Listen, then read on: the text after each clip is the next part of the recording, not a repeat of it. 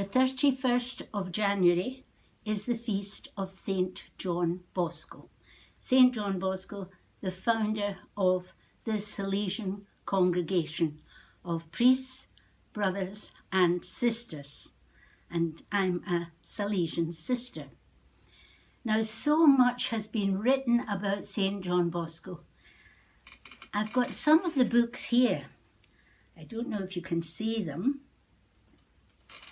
And that's only some of them. There are over 20 volumes written about St. John Bosco, and that's not counting all the other books.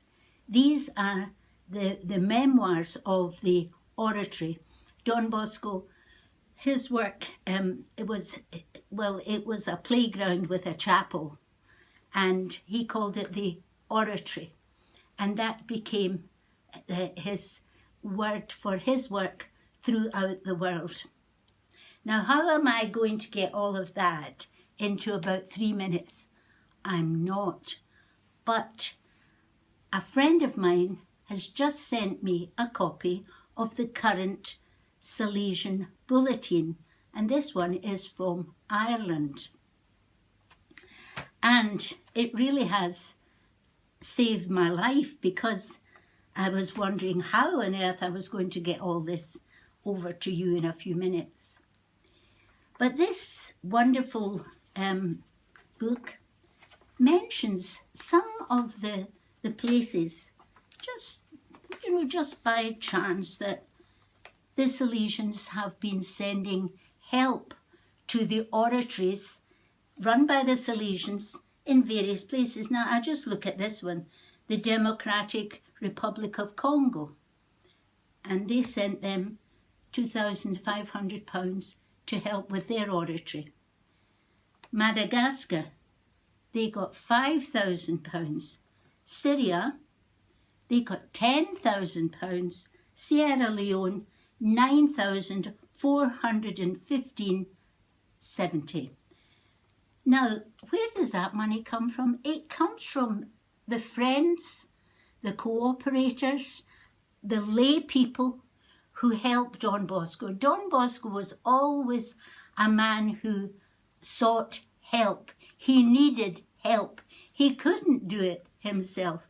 He couldn't work for his poor boys in Turin and the time of the Industrial Revolution, and just after, actually. Don Bosco was born in 1815, the year that Napoleon was defeated, just after all that. So the country was in dire need, and there were so many poor people needing help.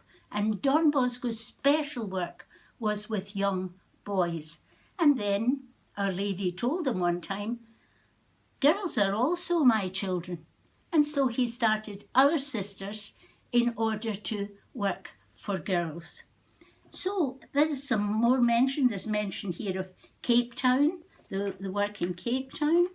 And then it goes on in another place. So that, yes, this is very nice, because this is a priest from Slovenia.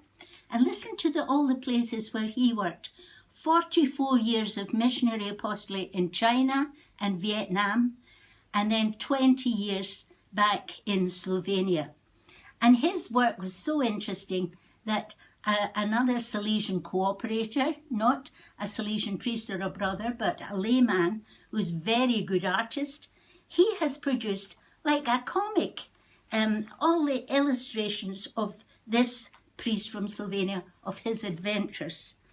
Then there's in Honduras, there's another priest mentioned, a Salesian priest who's been named a bishop there. There's mention of Ethiopia, where there's been war just recently, as you know, and it's circled the various places where we have houses. I've had the good fortune of being there myself.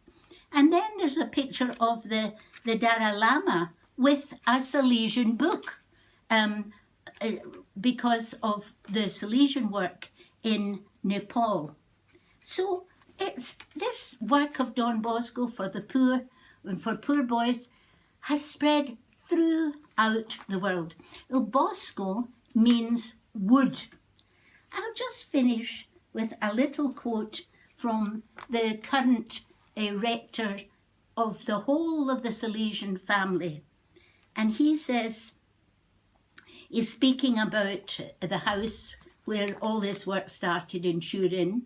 He says, this house that is offered to the whole world today saw the birth, like the little seed of which the gospel speaks, the leafy, green and healthy tree that today is the family of Don Bosco spread all over the world.